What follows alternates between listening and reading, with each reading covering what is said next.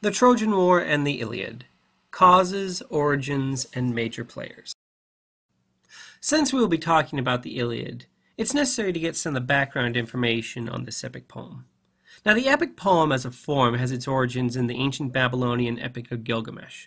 This is one of the first known poems to immortalize the acts of a single great man, making him appear more than just a man.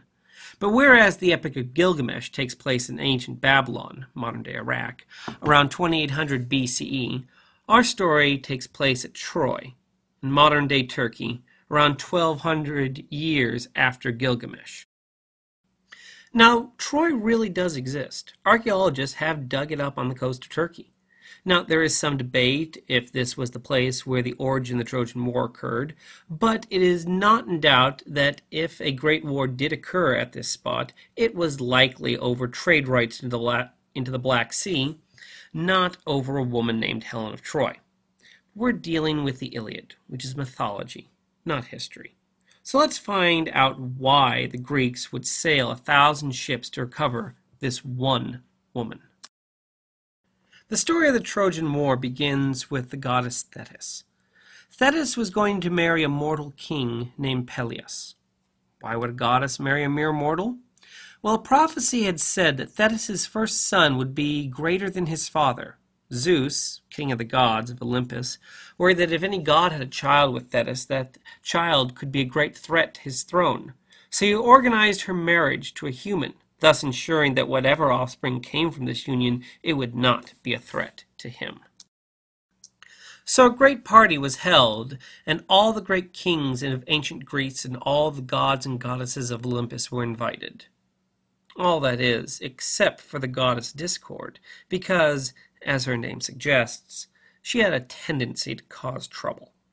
But even not inviting her offended Discord, and to get her revenge, she threw a solid golden apple onto the center table of the wedding feast, with the words, "For the fairest," carved into it. Almost immediately, 3 goddesses claimed that they were the fairest, the most beautiful of all the gods.